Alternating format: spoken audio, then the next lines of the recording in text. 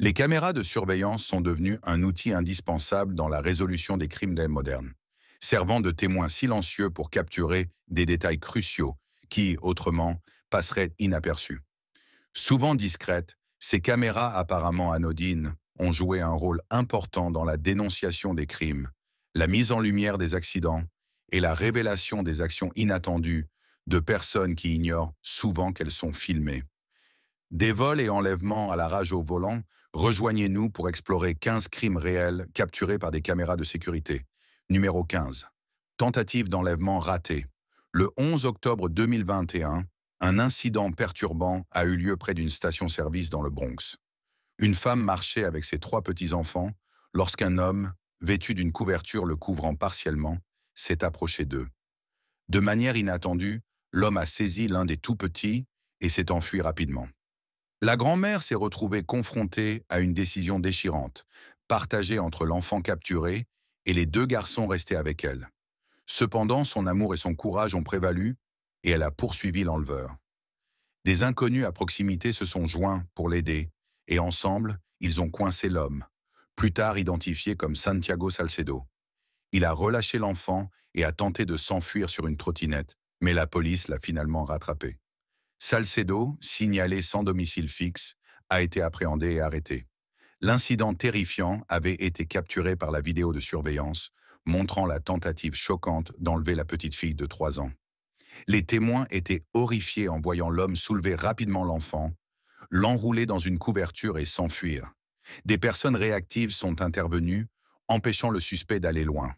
Il a lâché l'enfant et est retourné à sa trottinette, qu'il avait laissée de l'autre côté de la rue, pendant que des témoins appelaient la police. Santiago Salcedo a fait face à des accusations sérieuses pour ses actes. Il a été arrêté et accusé de tentative d'enlèvement, de séquestration illégale et de mise en danger du bien-être d'un enfant. Alors qu'il était escorté depuis le commissariat du 45e district dans le Bronx, le sourire inquiétant de Salcedo contrastait avec la gravité de la situation. Grâce à la réponse rapide et au courage des personnes présentes, une tragédie potentielle a été évitée, soulignant l'importance de la vigilance communautaire et de l'intervention rapide face au danger. Numéro 14. Enlèvement. Un événement très effrayant a eu lieu à Philadelphie, en Pennsylvanie, en novembre 2014. Une jeune femme nommée Carlicia Freeland Gator, qui travaillait comme assistante infirmière et avait 22 ans, rentrait chez elle la nuit lorsqu'un homme l'a soudainement saisie et forcée à entrer dans une voiture garée. Toute la scène a été capturée par une caméra de surveillance à proximité et tout cela s'est produit en moins d'une minute. Les personnes qui ont vu la vidéo ont été choquées et bouleversées. La vidéo montrait Carlicia marchant dans une rue de Germantown vers 21 heures. Puis un homme s'est approché d'elle, l'a saisie et l'a mise dans une voiture garée. Elle a essayé de se défendre et a crié à l'aide. Elle a laissé tomber son téléphone et brisé une vitre en luttant. L'homme, vêtu de vêtements sombres et d'une veste à capuche, a conduit la voiture avec Carlicia à l'intérieur. La police de Philadelphie a rapidement montré la vidéo à tout le monde, espérant que quelqu'un saurait où se trouvait Carlicia. Ils ont offert une récompense de 10 000 $ pour toute information. La vidéo a été partagée sur les réseaux sociaux et dans les médias, et beaucoup de gens se sont sentis désolés pour Carlicia. Les personnes ayant vu la vidéo ont reconnu la voiture comme étant une Ford Taurus, ce qui a aidé la police à la retrouver. La police a examiné attentivement la vidéo pour trouver des indices. Ils ont remarqué que l'homme marchait de façon boiteuse et avait du mal à marcher normalement. Cela les a aidés à deviner qui il pourrait être, car l'affaire était largement médiatisée. Après quelques jours, ils ont trouvé et arrêté l'homme qui l'avait enlevé. Elle était saine et sauve, et la personne qui l'avait enlevée, Delvin Barnes, a été arrêtée et accusée d'enlèvement. Le père de Carlicia a déclaré qu'il était fier d'elle, car elle avait réussi à se lier d'amitié avec la personne qui l'avait enlevée pour assurer sa sécurité. Bien qu'elle ait traversé quelque chose de très difficile, elle va bien maintenant. Cette histoire a montré comment le partage d'informations et la collaboration peuvent aider à résoudre rapidement les problèmes. Numéro 13. Colère au volant. Un incident de rage au volant terrifiant qui a dégénéré en fusillade a attiré l'attention du public grâce à une vidéo de caméra embarquée capturant l'affrontement. L'incident s'est déroulé le 21 juin 2021 en Floride. La vidéo de la caméra embarquée du véhicule d'Eric Michael Popper a montré les événements qui ont conduit à des accusations contre les deux conducteurs impliqués. La dispute aurait été déclenchée par Popper.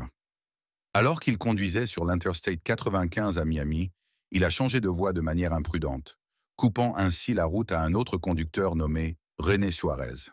Suarez a réagi en klaxonnant et en exprimant son mécontentement. La situation a rapidement dégénéré lorsque Suarez a commencé à coller Popper et à faire des gestes par la fenêtre. La tension a culminé lorsque Suarez aurait lancé un objet vers le véhicule de Popper. En réponse à cette menace perçue, Popper a sorti son arme à feu d'un étui sous son siège. Prétendant craindre pour sa sécurité, il a tiré 11 balles en direction de la voiture de Suarez alors que les véhicules étaient armés côte à côte. Heureusement, personne n'a été blessé dans la fusillade. Les deux conducteurs ont contacté les autorités pour signaler l'incident. Popper a été arrêté et accusé de voies de fait aggravées avec une arme mortelle. Sa comparution devant le tribunal a été fixée au 28 avril. Suarez a également fait face à des conséquences juridiques. Il a été accusé de dommages criminels pour avoir endommagé le véhicule de Popper. Son audience de procès a également été fixée au 28 février. Cette affaire sert de rappel brutal des dangers de la rage au volant et des conséquences potentielles des conflits qui dégénèrent sur la route. Les images de la caméra embarquée ont suscité des discussions sur l'importance de garder son calme au volant et de trouver des moyens plus sûrs de résoudre les disputes sur la route. Numéro 12. Azam Mangouri. Le 21 septembre 2020, quelque chose de vraiment triste s'est produit. Une femme nommée Lorraine rentrait chez elle après avoir traîné avec ses amis. Elle avait bu, puis un homme nommé Azam Mangouri, âgé de 24 ans, l'a abordée. Un enregistrement d'une caméra a montré Mangouri suivant Lorraine pendant un long moment, avant d'engager enfin la conversation avec elle. D'une manière ou d'une autre, il l'a convaincue de se rendre chez lui. Tristement, cela marquait la dernière fois que quelqu'un voyait Lorraine Cox vivante. Au cours des 2 jours suivants, les amis de Lorraine sont devenus inquiets. Elle se comportait différemment sur Facebook et prétendait avoir déménagé dans une autre ville, Plymouth. Finalement, le 23 septembre 2020, ils ont signalé la disparition de Lorraine et la recherche a commencé. La police a découvert une vidéo de Lorraine avec l'homme, ce qui les a aidés à le localiser lorsqu'ils ont arrêté Mangouri le 8 septembre 2020. Il a menti sur son nom et a prétendu être sans abri. Plus tard, il a révélé qu'il venait d'Irak et avait fui sa maison en raison de ses parents stricts. Il a affirmé qu'il serait en difficulté parce qu'il n'était pas comme les autres là-bas. Cependant, la police a découvert sa tromperie. Il avait enregistré un moment privé avec Lorraine, ce qui contredisait ses déclarations à son sujet. Il a admis être attiré par les garçons et les filles. La police a également découvert qu'il avait été en contact avec des escortes masculines et féminines avant la mort de Lorraine. Après l'arrestation de Mangouri, la police a trouvé des parties du corps de Lorraine derrière son appartement et dans une zone boisée appelée Tin Pit Hill. Son corps avait été démembré. En raison de la décomposition de son corps, il a été difficile pour les médecins de déterminer la cause exacte de sa mort. Cependant, quelque chose aurait pu obstruer sa respiration, comme un t-shirt. Il y avait 2 versions sur ce qui s'était passé lors de la mort de Lorraine. La police croyait que Mangouri avait l'intention de lui faire du mal. Ils ont découvert des vidéos de lui engageant des activités étranges après la mort de Lorraine, notamment la recherche en ligne de la manière de creuser une tombe. En revanche, Mangouri affirme que la mort de Lorraine était un accident. Il soutient qu'ils ont passé un bon moment ensemble et ont engagé certaines activités. Il allègue que Lorraine a utilisé une substance illicite, mais les médecins ont déclaré qu'elle n'avait aucune drogue dans son corps. Mangouri a changé plusieurs fois d'histoire. Mangouri a été arrêté et inculpé de plusieurs chefs d'accusation. Il est en prison depuis 20 ans pour ses actes contre Lorraine Cox. C'est vraiment tragique car la mort de Lorraine aurait pu être évitée. Numéro 11. Le zoo d'El Paso. Une femme est entrée dans une zone d'exposition du zoo d'El Paso, au Texas, en mai de l'année dernière, commettant l'un des crimes les plus stupides jamais filmés. Une courte vidéo diffusée en ligne montrait une jeune femme se détendant à côté de la cascade de l'exposition en plein air, vêtue d'un débardeur et de shorts. Elle a dû escalader une clôture, naviguer parmi les buissons et traverser un fossé de 4 pieds pour y parvenir. Libby et Sunday, 2 des singes, se sont approchés de l'intruse qui leur a donné quelque chose. Elle jette ce qu'elle a dans les mains derrière elle si aucun des singes ne le prend. L'intrusion est revenue par le fossé après son moment de détente et a été aidée à sortir de l'enclos. L'incident a provoqué une indignation en ligne, comme prévu. Le zoo d'El Paso n'était pas au courant de l'incident avant que les images ne soient rendues publiques, car il n'y avait pas de caméra de surveillance à cet endroit. Dès que le zoo a été contacté, les amis de la femme dans la vidéo l'ont identifiée comme étant Lucy Ray, âgée de 26 ans.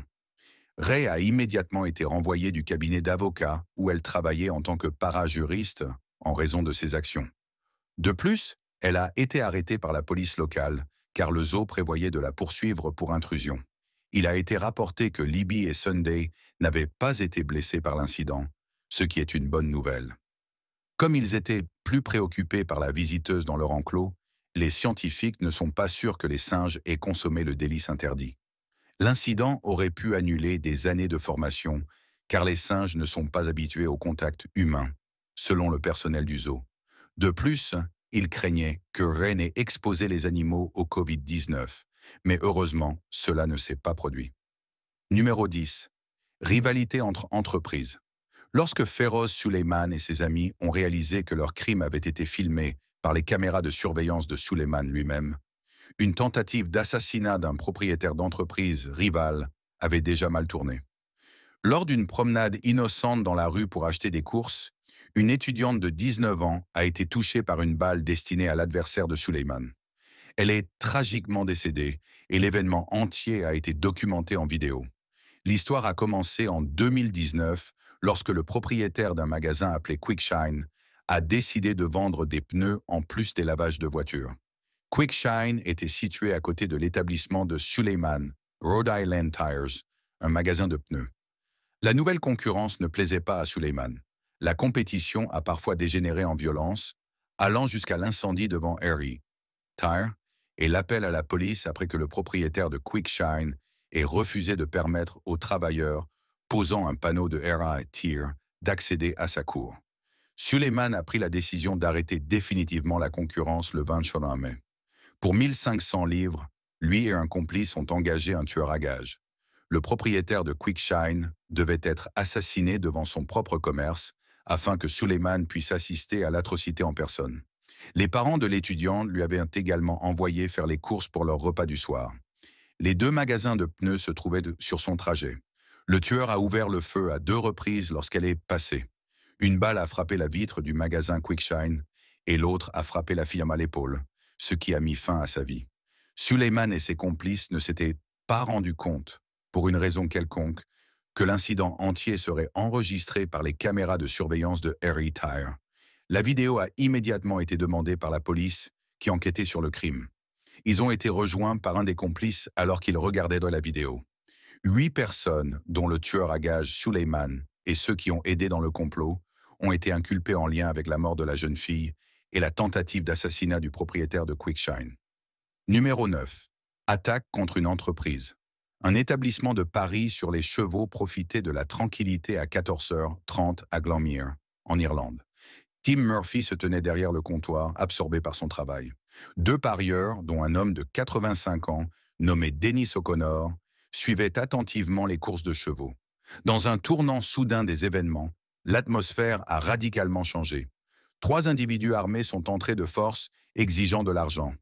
2 brandissaient des marteaux, tandis que le 3e pointait un fusil de chasse sur Dennis O'Connor. La personne tenant le fusil a momentanément détourné son attention vers l'autre client étendu au sol. Profitant de cette occasion, O'Connor a agi. Plutôt que de fuir, il a décidé d'aider le travailleur menacé par les marteaux. La familiarité d'O'Connor avec de telles situations a peut-être guidé ses actions, car il savait exactement quoi faire. Confrontant le jeune individu armé du fusil de chasse, il a montré sa détermination à donner une leçon de comportement approprié. Cependant, le porteur du fusil s'est hâtivement enfui, incitant O'Connor à jeter une chaise, signalant son intention de confronter l'individu. Néanmoins, il est retourné dans l'établissement pour aider le travailleur. O'Connor s'est rapidement préparé, s'assurant d'éviter le marteau qui se balançait. Passant de la défense à l'attaque, il a donné un coup de pied puissant qui a expulsé les criminels des lieux. L'acte de courage de Dennis O'Connor brille dans ce récit, sa réponse rapide a assuré la sécurité de tous ceux qui étaient présents. Grâce à son courage et à ses décisions astucieuses, il a empêché tout dommage potentiel. Il a exemplifié comment des individus ordinaires peuvent accomplir des exploits remarquables dans des circonstances difficiles. Numéro 8. Le magasin de proximité Angry Silva Chucky à Donna Ana, au Nouveau-Mexique, a été le théâtre d'un incident étrange et inquiétant impliquant un homme de 43 ans nommé Ali Gracia Silva. Un jour en particulier, les émotions de Silva prirent le dessus. Il entra dans le magasin dans un état de colère et ses actions provoquèrent une scène considérable. Son comportement attira l'attention de tous les présents lorsqu'il commença à jeter des objets sur le caissier, entraînant le chaos. Étonnamment, le caissier réussit à s'échapper de l'agitation. Étrangement, ce n'était pas la première fois que Silva se comportait de la sorte. Il avait eu un éclat similaire dans un Walmart 2 ans plus tôt.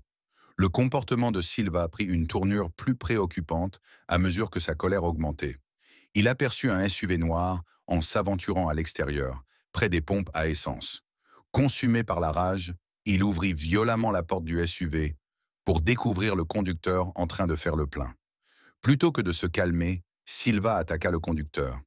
Heureusement, des passants intervinrent, chassant Silva et empêchant davantage de mal. Les conséquences des actions de Silva laissèrent un impact significatif. Les propriétaires du magasin estimèrent les dégâts qu'il avait causés à environ 20 000 $. La police arriva rapidement sur les lieux et arrêta Silva. Il fut accusé de plusieurs chefs d'inculpation, dont des dommages matériels et une agression physique. Numéro 7. Grand vol d'auto. Lorsqu'une personne commet un vol avant de mener la police dans une poursuite importante, il s'agit généralement d'une banque, d'une bijouterie ou d'un établissement similaire. Cependant, cet individu décida de cibler un GameStop avant de sauter dans sa Camaro et d'échapper à la loi à Houston. Mais le comportement étrange et, sans doute, incompétent de ce criminel ne s'arrêta pas là. Lorsqu'une équipe de journalistes en hélicoptère aperçut la Chevy Camaro, le conducteur naviguait agressivement à travers un trafic assez dense. Il n'a certainement pas choisi le meilleur moment de la journée pour tenter de s'échapper sur l'autoroute. Finalement, il se retrouva complètement coincé dans le trafic après avoir roulé sur l'accotement. Le conducteur a probablement réalisé qu'être hors d'une voie de circulation était extrêmement visible. Bien que les Camaros blancs ne soient pas extrêmement rares, ils ne sont pas aussi peu courants que des Lamborghini ou des Ferrari, donc théoriquement ils pourraient se fondre dans la circulation. Cependant, il y avait un problème majeur, les hélicoptères. Une équipe de journalistes était dans les airs et la police était également en vol. Comme nous l'avons vu à maintes reprises, il est extrêmement difficile d'échapper aux forces de l'ordre une fois qu'elles vous ont repéré depuis les airs. Beaucoup de ces hélicoptères ont même des caméras infrarouges à bord, donc même la nuit, s'échapper est presque impossible. Peut-être que l'aspect le plus incroyable de cet incident est la façon dont il s'est terminé. L'individu quitta l'autoroute, se gara derrière des voitures et des camions à un feu de circulation, et ensuite, de nombreuses voitures de police arrivèrent. Il resta assis dans sa Chevy pendant un moment avant de finalement se rendre. Nous pouvons supposer qu'il réalisa finalement qu'il connaissait sa localisation. Numéro 6. L'enlèvement par un policier. Le soir du 3 mars 2023, une série d'événements mena à une perte dévastatrice qui secoua toute une nation. Sarah Everard, une cadre en marketing de 33 ans, disparut après avoir quitté la maison d'une amie à Londres. Elle a été vue pour la dernière fois en vie par les caméras de vidéosurveillance traversant Clapham Common. Wayne Couzens, un policier de la Metropolitan Police, utilisa son autorité pour l'enlever, mettant fin à sa vie par la suite. La voiture de location de Couzens a été captée par les caméras de bus s'approchant de Sarah. Prétendant faire respecter les règles de confinement liées à la Covid, il la détint avec un faux badge de mandat, puis lui mit les menottes et l'enleva. Il conduisit jusqu'à Kent, où il mit fin à sa vie le 4 mars. Il la viola ensuite et la strangula, dissimulant son corps dans un bois qu'il possédait. Les tentatives de Couzens de tromper les autorités échouèrent, et il fut arrêté le 19 mars. Il plaida coupable de viol et de meurtre en juin, et fut condamné à la réclusion à perpétuité.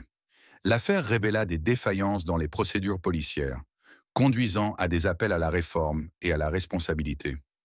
La commissaire de la Metropolitan Police, Cressida Dick, démissionna à la suite de l'affaire et des discussions sur la sécurité et la violence basées sur le genre furent lancées.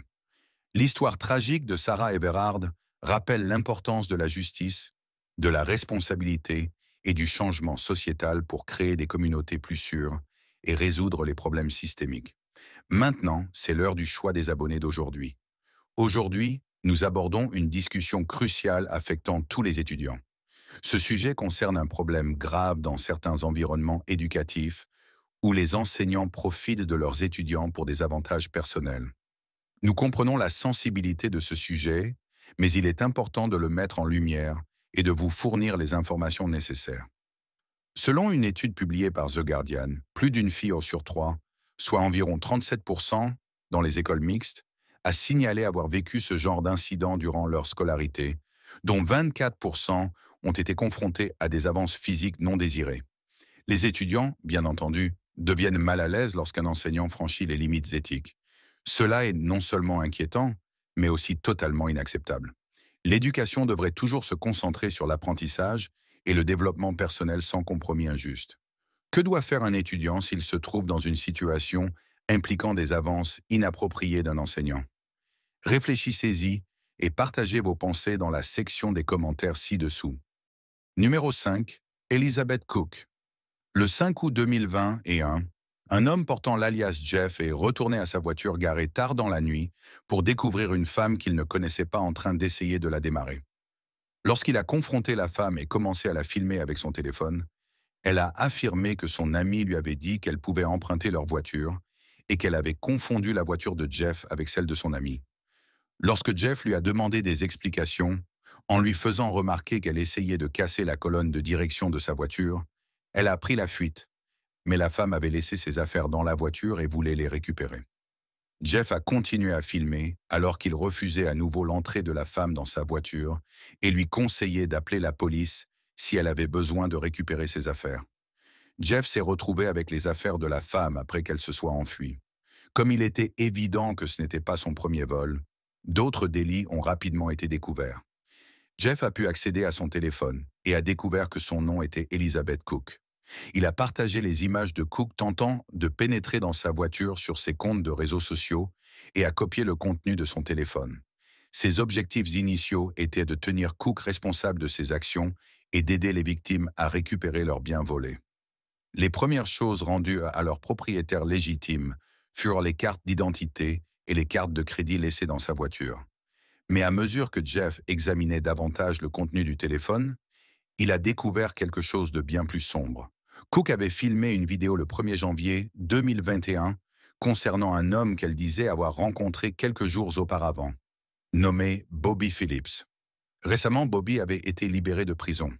Cook affirmait qu'il était incarcéré pour meurtre, mais les journaux locaux n'avaient trouvé que des antécédents d'infractions moins graves, comme des cambriolages et des infractions au code de la route. La vidéo avait été enregistrée le jour où Bobby est décédé. Depuis que Bobby avait été libéré de prison, ils vivaient ensemble dans la même maison. Les services d'urgence ont été appelés le jour du Nouvel An lorsque Bobby a été retrouvé avec un pouls faible. Cook leur a ordonné de cesser leur tentative de réanimation, affirmant qu'il lui avait donné une procuration et qu'il ne souhaitait pas être réanimé. Il souffrait d'une maladie cardiaque que le médecin légiste a attribuée à l'usage de substances illicites et l'incident a été jugé accidentel. Dans les jours précédant la mort de Bobby, Jeff a trouvé des images de documents téléchargés sur le cloud. Ces documents contenaient le numéro de sécurité sociale de Bobby, ainsi qu'un testament le désignant comme seul bénéficiaire. Quelques jours avant, le testament avait été modifié. Cook a été arrêté sous suspicion de cambriolage et d'infractions liées aux drogues. La police enquête actuellement pour savoir si elle était impliquée dans le décès de Bobby Phillips ou si la modification la plus récente de son testament était vraiment une coïncidence. Numéro 4. Poignardé à cause de mauvaises manières. Le 20 septembre, vers 23h30, un incident s'est produit à Gowanus, Brooklyn. Une femme nommée Joanne Nunez, âgée de 37 ans, a ouvert la porte d'un magasin pour un homme nommé Edwin Pedrosa, âgé de 42 ans. Mais lorsque Pedrosa est entré sans dire merci, Nunez lui a fait remarquer. Cela a déclenché une dispute entre eux, selon les déclarations de la police. Il existe une vidéo de la police qui semble montrer Nunes, vêtu de blanc, et Pedrosa en train de se battre dans le magasin.